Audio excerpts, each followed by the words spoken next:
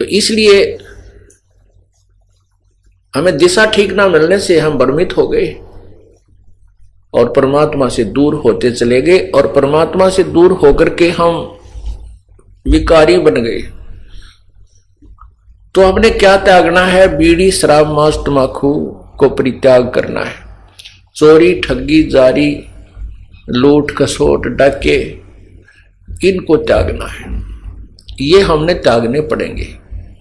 उसके बाद जो हमारे ऊपर 4-5 और विकार लगा रखे काल भगवान ने, काम यानी विषय वासनाएं, क्रोध, मोह, लोभ, अहंकार, ये जीव के बस का नहीं कि इनको त्याग सके। बीड़ी, शराब, मांस, तंबाकू, चोरी, ठगी हम त्याग सकते हैं।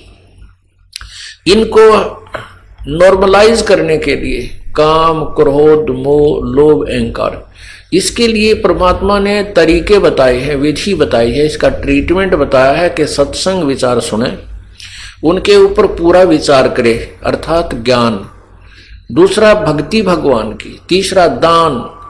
तो इससे क्या होता है? हमारे अंदर जो विकार हैं वो नॉर्मल होते चले जाते हैं। क्रोध भी कम हो जाता है, थोड़ा बहुत होता है तो वो सीमित सा रह जाता है, और पहले ज्यादा हो जाता था। भक्ति करने से इसमें इतना अंतर आता चला जाता है, और धीरे धीरे ये बिल्कुल जरा सा रह जाएगा, थोड़ी सी फूफा रह जाएगी। अब मन को ज्ञान रूपी रस्से से बांध दिया जाता है। ज्ञान रूपी, तत्व ज्ञान रूपी रस्से से मन को बांध दिया जाता है। जैसे कोई शरारती पशु है, बैल है, भैंस है, गाय है, उसको टाइट बांध दिया जाता रस्से से, तो वो उससे आगे हानि नहीं पहुंचा सकती।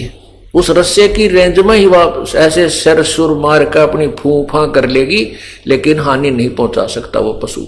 ठीक इसी प्रकार इस मन पशु को इस तत्व ज्ञान रूपी रस्से से परमात्मा बांध देता है। इसकी आदत तो है ऐसी फूफा बकवाद करने की, ओछी मंदी सोचने की, लेकिन ये ज्ञान रूपी रस्सा इसको सीमा पार नहीं करने देता, इसलिए हानि नहीं कर सकता आपकी। ये सब ये ज्ञान से ही रहेगा। अगर ज्ञान आप नहीं सुनोगे, सत्संग सुनने नहीं आओगे, या घर पे बैठ कर सीडी वगैरह कैसेट एकादी नहीं सुनोगे दिन में या दूसरे तीसरे दिन, तो ये मन जो है फिर भारी हो जाएगा, हैवी हो जाएगा आत्मा के ऊपर। आत्मा की खुराक है भगवान की चर्चा, मन की खुराक है संसारिक बातों में लीन रहना, बकवादे करना, रागनी सुनना, किसी की निंदा सुनना, और पर कई प्रकार की किसी प्रकार की चटपटी बातें शुरू कर दे, बड़ा प्रसन्न होकर सुनता है। और भगवान की जो कथा है वो केवल आत्मा को अच्छी लगती है। जब आत्मा तगड़ी रहेगी तो मन आत्मा के साथ रहेगा। एक बार गरीबदास साहिब जी, ये किसान थे, अपने घर बैठे थे, तो उनका एक किसान ही शिष्य था। वो आकर कहने लगा, महाराज जी आपके विचार सुनते हैं तब तक तो ये मन कति दुबका बैठा रहता है, सारी आंवर ले है। ठीक है महाराज जी, सही कह रहे हैं, बिल्कुल ऐसे करूंगा। और यहां से बाहर जाते इसकी वही वाईफाई हो जाए तो जाते ही वही विचार इसके नो के नो कर्म उसी तरह खेचा तानी रखे, इसका के समाधान हो प्रभु। तब उन्होंने बताया कि आपके पास 2 बैल हैं। हाँ जी, एक बैल दूसरे को मारता है, चारा भी नहीं चरने देता है। तो वो कहता है, किसान बिल्कुल सही कह रहे हो जी, तो आप क्या करते हो दूसरे बैल को चारा चराने के लिए? तो कहता जी जैसे खेत में हम ले जाते हैं, एक टोकरे में इकट्ठा ही चारा चराना होता है, तो मैं डंडा लेकर बैठ जाता हूँ और या उसको करड़ा बांध देता हूँ टाइट, जो फूफा गणी करे दूसरे को खाने नहीं देता, तो उसको इतना टाइट बांध देता हूँ उसका मुंह उस टोकरे तक पहुंचता है और दूसरा आराम से खा लेता है। तो इसलिए परमात्मा कहते हैं ये मन और आत्मा 2 इकट्ठे जोड़ रखे हैं इस काल भगवान ने। ये 2 बैल है। अब ये मन जो है खुला चरकर तगड़ा हो गया, और ये तगड़ा होकर के आत्मा को डराता रहता है, और आत्मा इससे दबकी बैठी है। अब तो आत्मा की खुराक बढ़ा दे। जैसे समझदार हाली क्या करता है कि जो दूसरे पशु को एक बैल तंग करता है तो उसकी खुराक कम कर देता है, उसकी बढ़ा देता है, तो वो तगड़ा हो जाता है।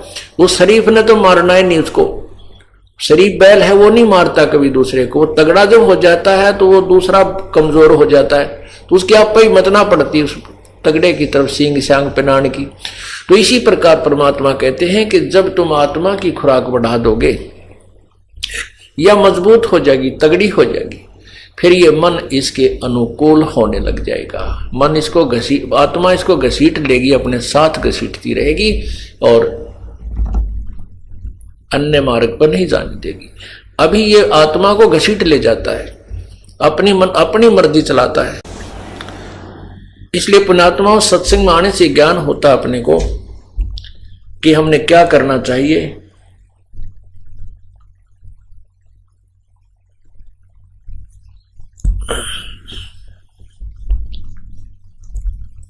और जो धारणा हमने बना रखी है कि केवल बना रखी थी कि